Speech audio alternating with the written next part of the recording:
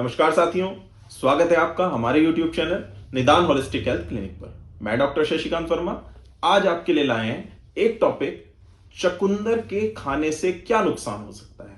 फायदे आपने बहुत सुने होंगे। चकुंदर को हम वर्षों से, सदियों से इस्तेमाल करते आ रहे हैं।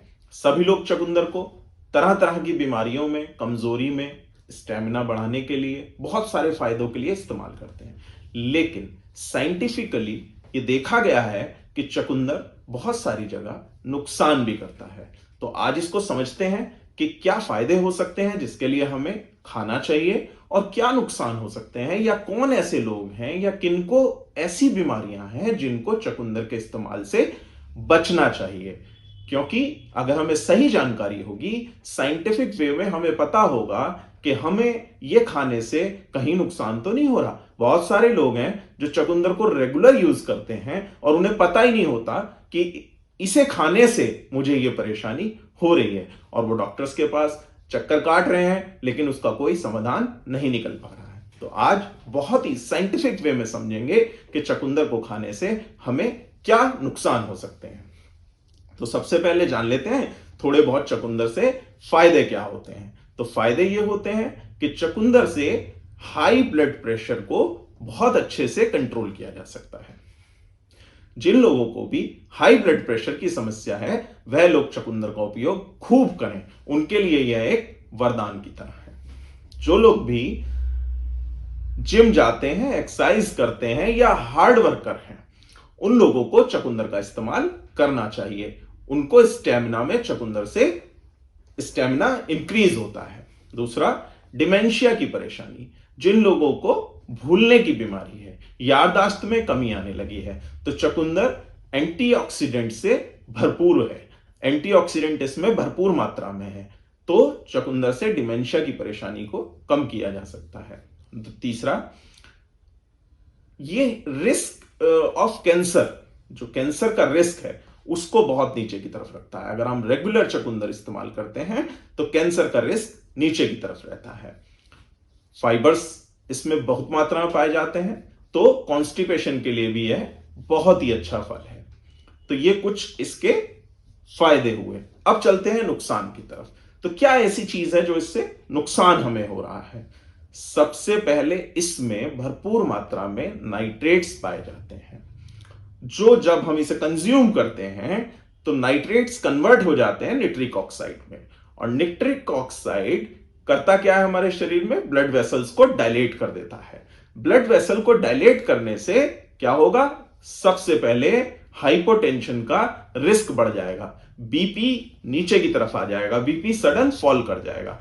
तो अभी हमने सबसे पहले फायदों में जाना था कि जो लोग भी बीपी बढ़ने की शिकायत जिन लोगों को है उनको यह वरदान है बीपी, क्योंकि ये नीचे रखता है। लेकिन अगर पेशेंट हाइपोटेंशन में है, बीपी उसका ऑलरेडी कम है और वो चकुंदर का ग्लास भर के जूस पी रहा है, रोज पी रहा है, तो उसको बीपी और डाउन जाएगा।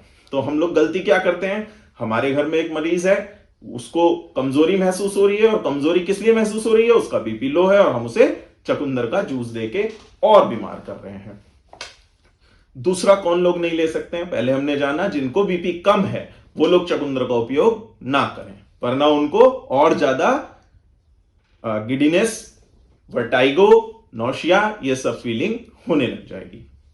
दूसरे कौन मरीज हैं जो चकुंदर का उपयोग ना करें, जिन लोगों को भी रीनल स्टोन की शिकायत है या रही है, या टेंडेंसी है कि बार बार स्टोन बनता रहता है। अगर किसी को गुर्दे की पथरी है या ऐसी शिकायत रहती है कि साहब बार बार बनता है और निकलता है, तो वो लोग चकुंदर का उपयोग ना करें, क्योंकि इसमें हाई लेवल में ऑक्जेलेट रहते हैं जो आपको किडनी में स्टोन बनने की समस्या को बढ़ा सकते हैं, किडनी स्टोन को बढ़ा सकते हैं।